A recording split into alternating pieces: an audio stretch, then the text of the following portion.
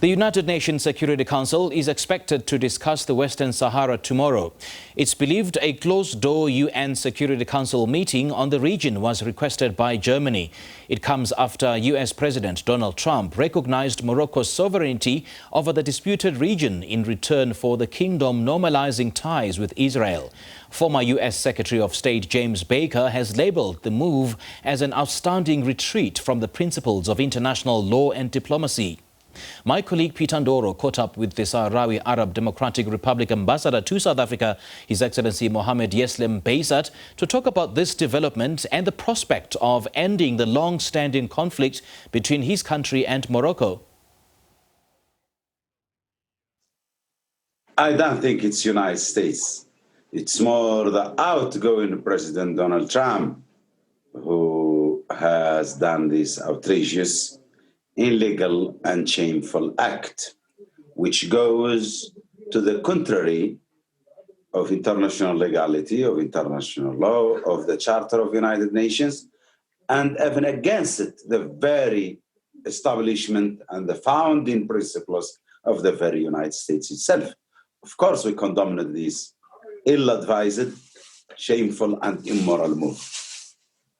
The Moroccan ambassador said that this actually has been the position that America has had for many years, and that it's just that President Trump perhaps has formalized that which has been America's long-standing view on Western Sahara and Morocco. I don't think Ambassador of Morocco will know American position better than the likes of James Baker, who today wrote a very distinguished and excellent article in Washington Post saying, well, I don't think a Moroccan ambassador will know American policy better than John Bolton, who served as the security advisor for the United States.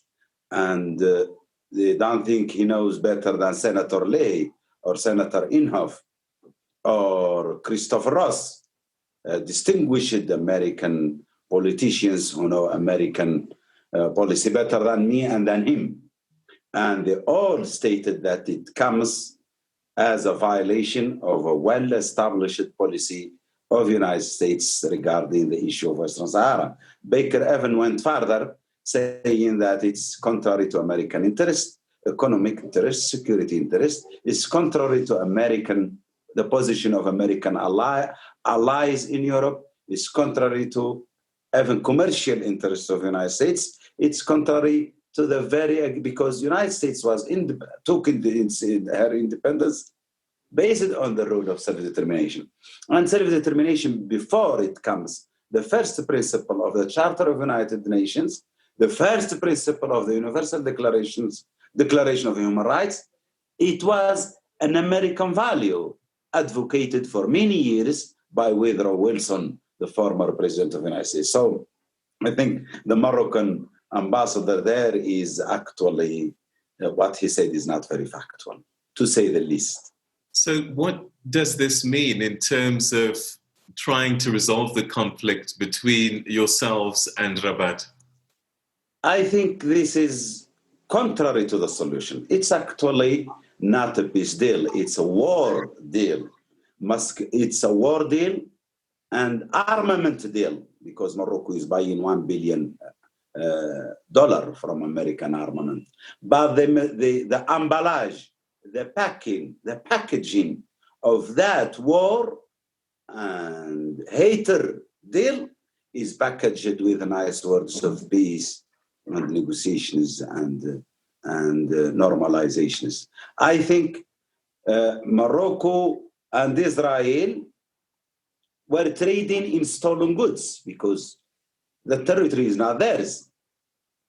And Trump was a merchant of Venice, trading in people's blood and colonial and people's territories, which is very shameful, very immoral, and very actually disgusting. You know, it's ridiculous, like was said by Bolton. This will not bring peace. The mere that Morocco looks for someone, for a fake witness, to witness that Western Sahara is his, it's the best argument that it's not his. So actually, Morocco, instead of proving he owns Western Sahara or Western Sahara belongs to him, he has proven to the international community, has exposed himself as doing something immoral, illegal, and occupying someone else's land. Why Morocco will not look to seek recognition for Casablanca to be Moroccan or to the territory of Rif to be Moroccan? Why Western Sahara? Because of course it's not his. And there is countless resolutions of United Nations, its General Assembly, its Security Council, by the Court of The Hague, by everyone, that Western Sahara is a non-self-government territory, is a separate country, and Morocco and Western Sahara, like the Court of Justice of European Union, say two distinct and separate territories. What is interesting is that, yes, the United Nations has not recognized this map that's being drawn, the African Union as well, but there are now, I think, about 18 countries that have some form of diplomatic post in Layoun and Dlaka. And I just wonder what that means for you, the Sahrawi. That will be remembered with those countries who have shamefully had their missions in Pretoria during apartheid time. We still can see the mission of Côte d'Ivoire opened in apartheid South Africa and some other countries. Funny enough, it's the same countries of what the then called constructive engagement, who were doing deals, commercial and political, with apartheid South Africa, are the same ones who are opening those publicity shops, publicity gargot, a small shady kiosk, corner shops they are building in Layoun, which has nothing to be there because there is no citizens of these countries there. There is no right. It's a violation of Vienna Convention organizing diplomatic relations with countries. It's immoral, it's shameful. But it's these small countries who are very sensitive to checkbook diplomacy and to buy in, not the country, but some individuals, ministers and ambassadors, Moroccan, giving them handouts. And they open these shops, empty shops, because there are no diplomats from those countries. There is no citizens from their country in Western Sahara. It's more a propagandistic shop, corner property opened somewhere in our occupied territory. And I think down the road, it will vanish, but the shame will remain there for those countries and their disrespect to international legality, their disrespect to African stance, disrespect to themselves and to their dignity and to their morality. Help our viewers understand the Sahrawis' claim on Western Sahara. When we look at history, it appears as if it's countries like Morocco that were engaging Spain in terms of the decolonization process. It's totally false. Moroccan government plotted against us with the dictatorial regime of Francisco Franco. Our freedom fighters were arrested in Moroccan southern cities and handed back to the Spanish dictatorship.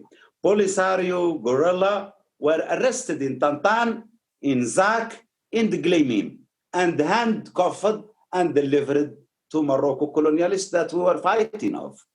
And King Hassan said it in a public speech. It's on YouTube. You can check it yourself. When he ordered his army to invade us, he said, if you find the Spaniards, share with them whatever you have. If you find anyone else, shoot him. I think Morocco did a shameful deed that will support Moroccan Spanish existence in our land, and actually there were a very good relation between them and the dictatorship of Franco, and with them then they signed this tripartite agreement of Madrid where they divided our land to two, half for Mauritania, then government, half to Morocco, and the coastal for Spain. Morocco claims many things. He claims Mali, he claims Senegal, he claims Mauritania, he claims 2/3 of Algeria. He went to war with Algeria because of his historical claims. He claimed Mauritania and stopped them being member of Arab League and of Islamic Organization and of OAU and even United Nations. He blocked them 9 years to be member of the international community because he claimed the whole of Mauritania. Morocco claimed the land between him and Canadian Islands. Morocco have this expansionist fanatical idea of claiming other people's land. And always say that if you didn't give me Mauritania, my government will collapse. If you didn't give me Western Sahara, the throne will collapse. We've seen him give up Mauritania and the throne did not collapse. We've seen him get defeated in the war of sands with Algeria and did not collapse. Morocco did not sign the Charter of OAU because of these expansionist fantasies they have in some heads of Moroccan politicians. At the moment, you control about 1/5 of Western Sahara, which is where your republic is set. Is the ideal that the Sahrawi Arab Democratic Republic will be right across Western Sahara? We are very sure. You know, what Trump did brought light to the issue, brought publicity, opened the eyes of the world on this injustice that is continuing, on this brutal military occupation of our land. We just hope, you know, when 88, the Ronald Reagan government declared ANC and SWAPO terrorist organizations, and they closed their offices in Washington, D.C. and New York. Just the next administration of Bush, Herbert Bush, started negotiation with the same ANC and SWAPO that led eventually 2 years later for the independence of Namibia and the democracy in South Africa. So maybe this position of Trump will lead to speed up the process to end this long injustice and to start meaningful and genuine negotiations that will lead for the total respect of the sovereignty of the Sahrawi Republic and the enjoyment of the Sahrawi people for their freedom. Also, I remember in 88 when Reagan again declared Arafat terrorist and denied him a visa to address the General Assembly. Just 2 years later, we've seen Arafat sign peace deals in the very garden of the White House. We've seen the United States Senate in 88 fought against the freedom of Mandela, but we lived enough to see Mandela, the same America, lying down the red carpet for Mandela as the democratically elected president of the Republic of South Africa. Justice always prevails in the end. People always have victory in the end. That's the history. We cannot be the exception from all the history cases in the history of humanity.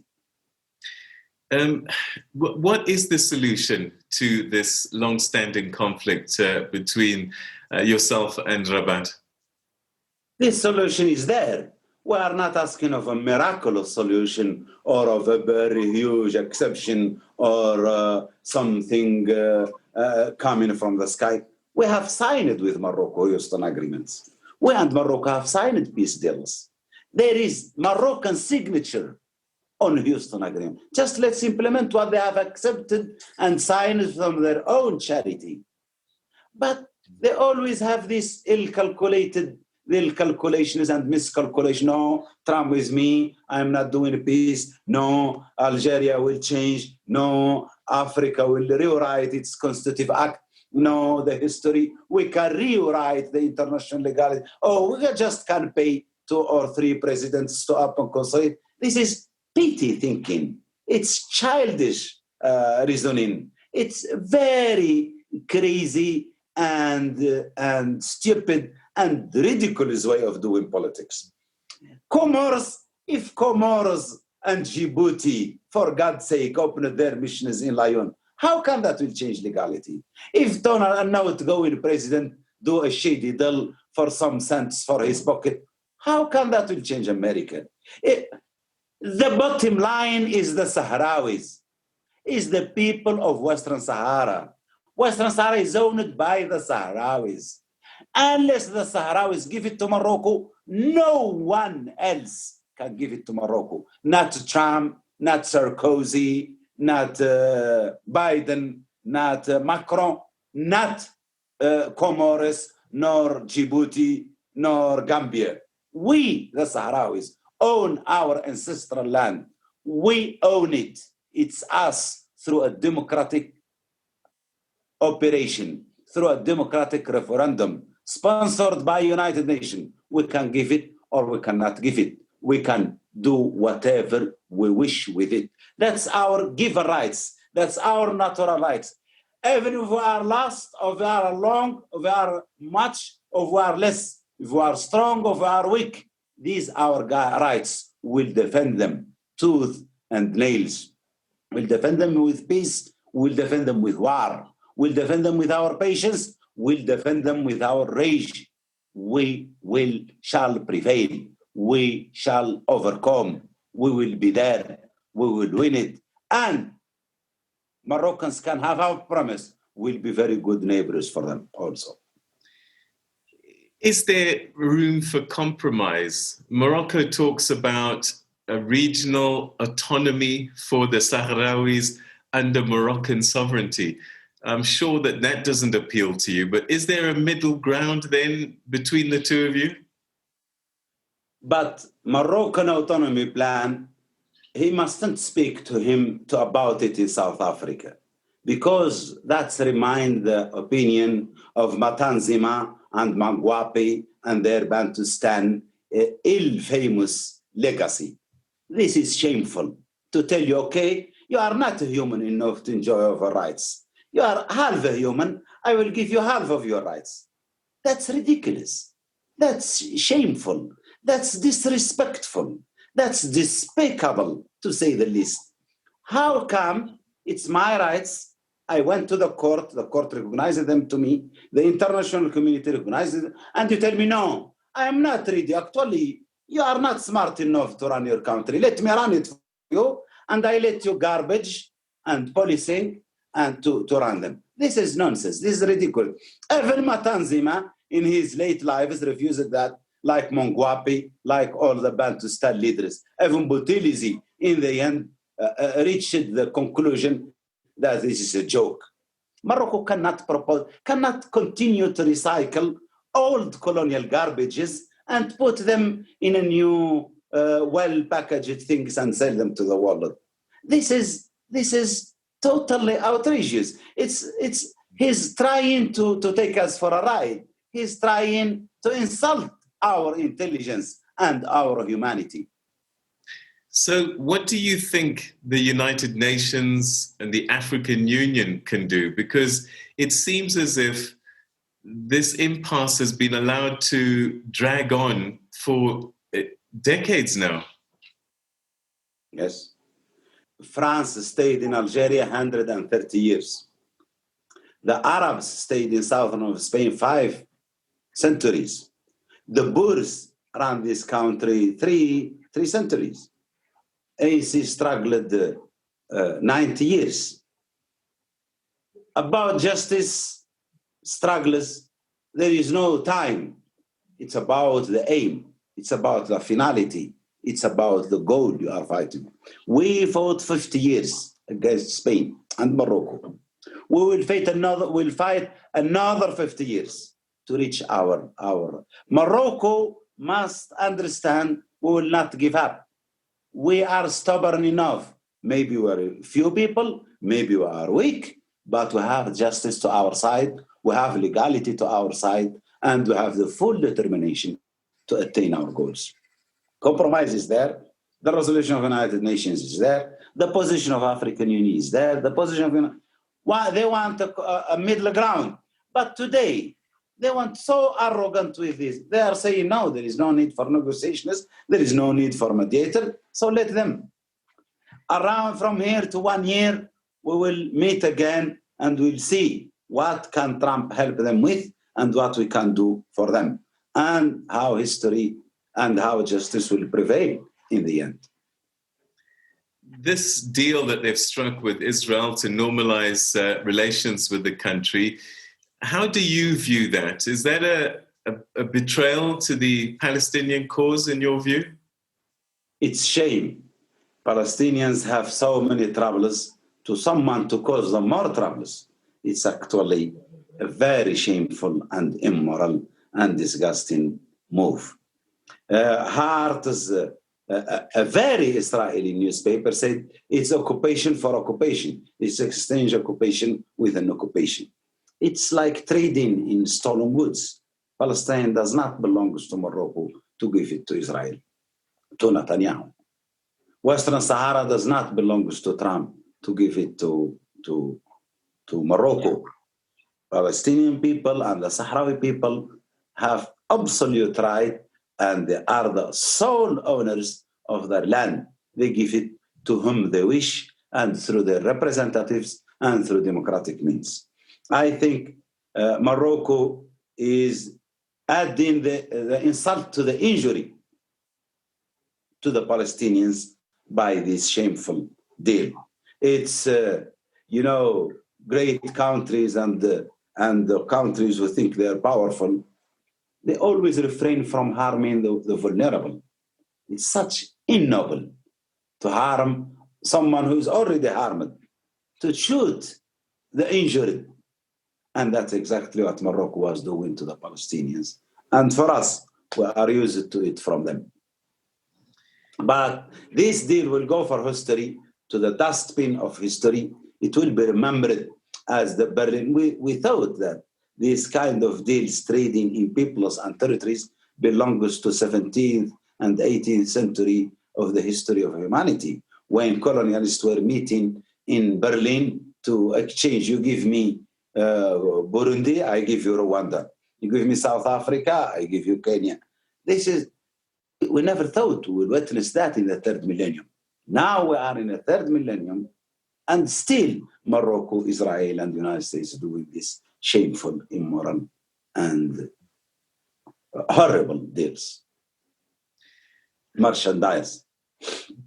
All right, so there are thousands of refugees living outside the Sahrawi Arab Democratic Republic. What is your plan for them, and how do they come home, and where do they come to? It's not for us nor for Morocco to dictate where refugees should go or should not go. They are humans. They have every right to choose where they go and how they go. Thanks God, they are not under the hands of Morocco like their brothers and sisters who live under occupation, which today Human Rights Watch have issued a statement saying again the violations they suffer by the Moroccan authorities.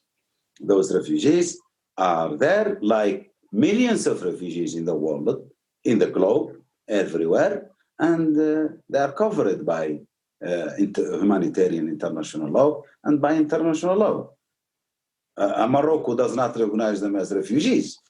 Morocco is, there is Morocco and there is United Nations and UNHCR. Morocco have his own stories and his own insult to those refugees who continue to say, and they are actually, those elements of that speech speak very loudly about who is Morocco and how is their morality. President-elect Joe Biden has been contacting a number of countries since his election. And I just wonder if he's had a conversation with the Sahrawi Arab Democratic Republic. And are you hopeful, optimistic that this decision made by Donald Trump will be reversed by President Biden? So far, I know that there are contacts with Sahrawi Republic and the American administration, the outgoing one and the incoming one. On which level, I don't know. Mr. Biden is a distinguished man, a distinguished Democrat with a very democratic credentials. we remember fondly his position against the apartheid regime of South Africa. We will remember fondly the role he played with the late Ted Kennedy for the democracy and peace in Western Sahara. His Secretary of State is a reputable multilateralist and someone who believes in international law. Many members of his cabinet are very familiar with the issue, like John Kerry and Susan Rice and Blinken. The reaction the American politicians did to this outrageous position proclamation of Trump, this trumpet declaration, and wide and large refusal and condemnation of it, these all elements that give us the hope that President-elect Joe Biden will do the right thing and revoke this shameful decision, proclamation, which will taint the image and the reputation of a great country like the United States. The founding fathers of the United States of America found it exactly on the anti-colonial mantras, on the self-determination, and of human rights. And I think this deal is contrary to the dreams of the founding fathers of the United States and how the United States labeled itself and present itself to the world. So we have every reason to believe that Joseph Biden will revoke this ill-advised proclamation. All right. Is your country at war with Morocco at the moment? They said that you've broken the ceasefire between the two of you that's been standing for many years now. What is the state of play between your countries? It's Morocco who declared war. It's Morocco who invaded, who gone out of the demarcation line. And they helped all of us because they assumed it through two communiques, one from Foreign Affairs Ministry and one from the military, saying that they have sent their army beyond the demarcation line. So actually it's Morocco who declared the war, who violated the ceasefire agreements, who has violated the military agreement number 1, and they assumed it and they published it, and they say they are sending their army in a military operation, and I have those communiques and everyone has them. So Morocco did this military operation in violation of the ceasefire agreement, and on Morocco lie the responsibility of that. Ambassador Mohamed, Yeslem, Beisat, thank you so much indeed for joining us and giving us the view of your country on the ongoing conflict with you and Morocco. And let's hope that a final peaceful resolution can be found in the near future. Thank you so much. Thank you very much, Peter. Thank you. Thank you, SABC. Thank the listeners.